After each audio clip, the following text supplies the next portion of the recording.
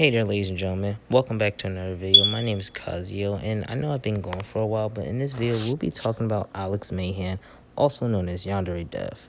Now, if you don't know who YandereDev is, then chances are you may have heard of his game, this being Yandere Simulator, a game that was somewhat very popular and almost inescapable.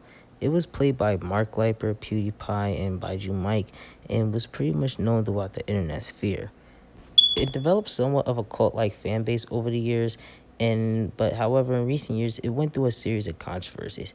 This being procrastination in the game's development by Alex himself, his history being discovered by the internet, and recent allegations confirming Alex to be, well, what many people expected him to be. In this video, we'll be talking about the many downfalls that ultimately led to Alex being the joke of the internet, as well as his game. Enjoy. To start this off, we'll be talking about the game itself, Yandere Simulator. In this game, you play as a protagonist by the name of Anayo Ashi, and her pursuing in her own version of a love quest. You go for your senpai, and oh my god, I can't believe I actually said that some bullshit, man. But whatever. As you try to pursue the love of your lover, you have to go through a complex system of rivals. These rivals, I think there being 7, you have to kill in some pretty gory fashions. This sparked the interest of a lot of people, and as you can see from this chart I got here, the game has been in the top searches for a minute now. But in the specific zone from mostly 2015 to 2016 was arguably the game's peak. And pretty much since then, the game has slowly started decreasing popularity. This mostly due to a lack of updates, a lot of non-communication from Alex himself. As you'll come to find out, Alex was a pretty weird individual when it came to his game. He felt as though he can do a lot of things by himself, and overall, a lot of things just didn't really wind up working out. But it wasn't always like this though, and at some point, Yandere Simulator was actually financially sued for Alex. He made $5,000 monthly and nearly $70,000 yearly, which was somewhat impressive. However, nowadays, Alex pretty much makes no less than $2,000. Phew, what a fall from grace.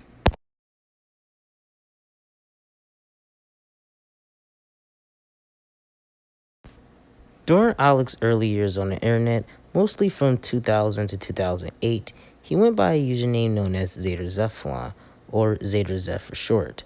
This user became infamous throughout forum sites and 4chan for being a very disturbing individual and a self-proclaimed incel. Here's a disturbing post from Alex sometime around 2006 where he talks about a submissive anime character, and it's just honestly very weird to look at. I take you can pause and read it, but it's really weird.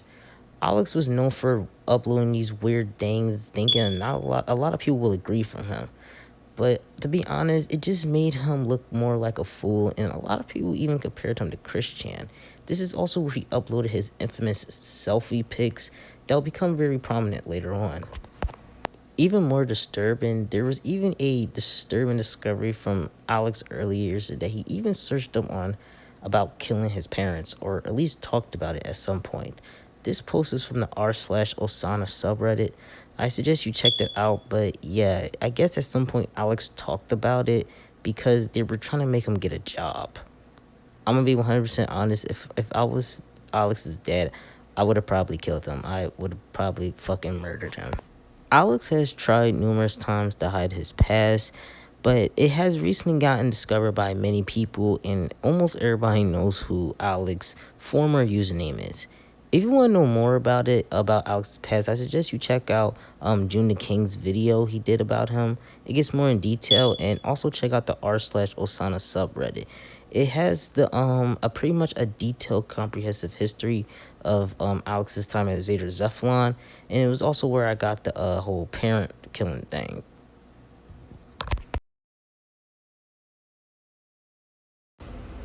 Probably by far one of Yandere Simulator's biggest and controversial updates was when Alex added the update that I'm just going to refer to as the undergarment update, which basically the players can gather an upwards total of 10 Bro, I just don't understand. There's an achievement system to this. You give them to a person by the name of InfoChan in order to like obtain currency, in-game currency or some shit like that. I don't really know, but it's very weird. It's very disturbing, and of course, Alex received a lot of backlash for this. Now, of course, I'm pretty sure in a normal satirical game, this wouldn't really receive much attention, but keep in mind, this is a game about killing schoolgirls that Alex wants to, like, he wants it to be taken seriously.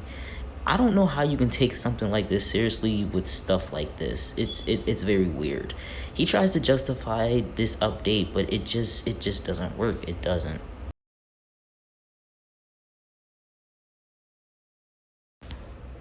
While criticism and negative attention was slowly building up for a while now, it really wouldn't be until 2020 where a lot of the negativity would truly hit its boiling point. A lot of people were really upset with Alex due to the procrastination in the Osana release, as well as the introduction of many unnecessary game features. And it was here where a lot of memes and general articles was being made mocking Alex. It was also be around this time where he would go on to purchase the official r/Yandere simulator subreddit, and of course basically try to censor it for all purposes. Now, it will also be around this time where a popular trend will go around, this being the Discord speedrun bans, where fans will try to go into the official Yandere Discord server and get themselves banned. Here's a couple records.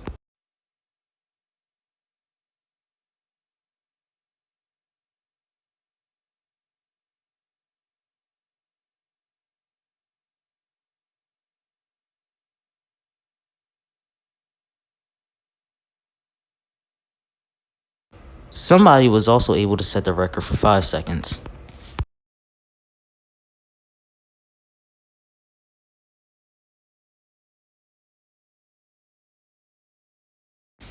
Here is also somebody getting banned in 1 second, which I honestly thought was the only world record.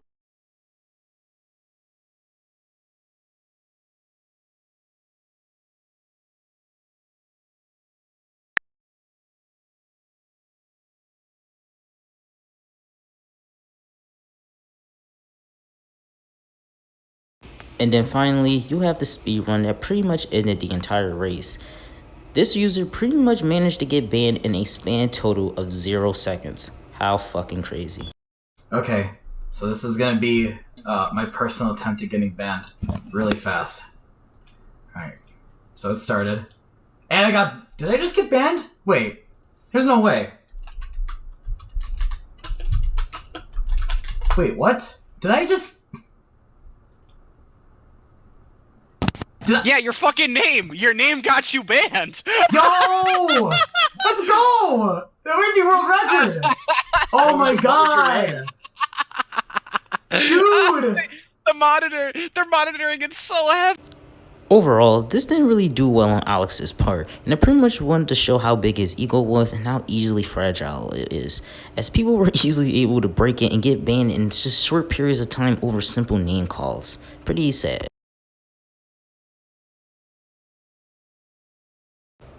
YandereDev has had a very creepy past.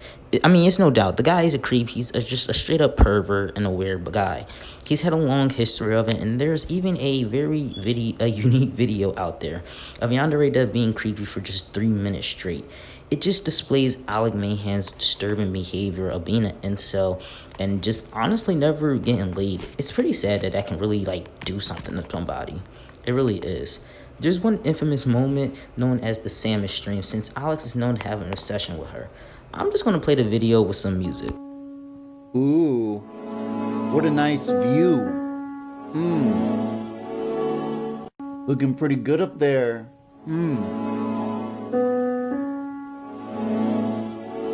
Look at that. Beautiful, just beautiful.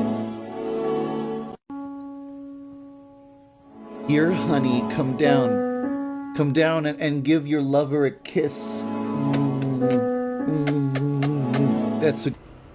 This, ladies and gentlemen, is the definition of what zero pussy does to a motherfucker.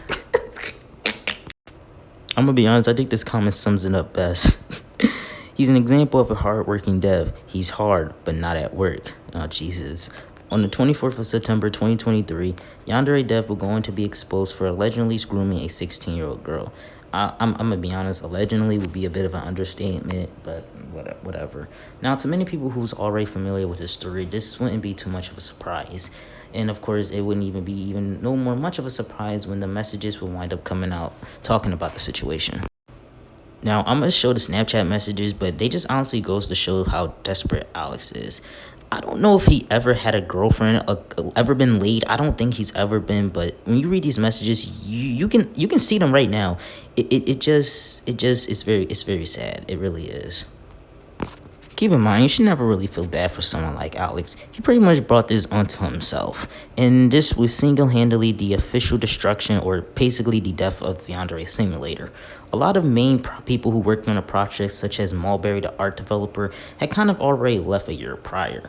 Now, of course, Alex would go on to make a response to this, officially uploading his I'm sorry post on his official website, where he just kind of just talks about a bunch of basic bullshit, tries to deflect the situation, and basically still tries to make it seem like his game has some life into it. I hate to bring it to you, Alex, but your game's dead.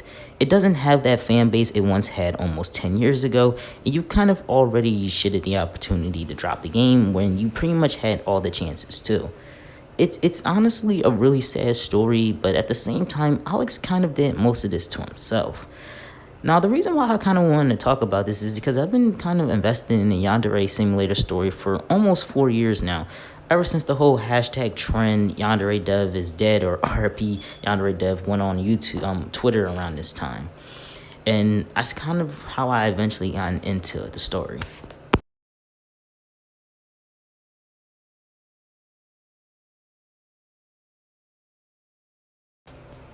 The story of Alex Mahan, also known as Yandere Simulator, the incel failure who failed at his own game. I mean, if I had to sum this up, the guy is pretty much a walking damn L. The guy just, if he failed at everything he wanted to do. He failed at his game. It's pretty sad. It's pretty sad, but yet funny and also disturbing. Like, the dude had every opportunity to make it big.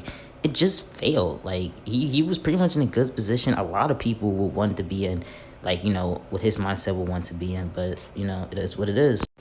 Alex's story is a cautionary tale on what not to do when you are participating in a game this big. Making a game like Yandere Simulator, or just making a game in general, does require a lot of work, a lot of funding, and of course communication with the fan base that is making it possible and is bringing hype towards it. Alex saw these people as no more than pay piggies for his fantasy killing simulator, which is honestly just very disturbing and sad. Any email that was given to him asking him simple questions, he just instantly blocked, ignored, or just had a breakdown about it.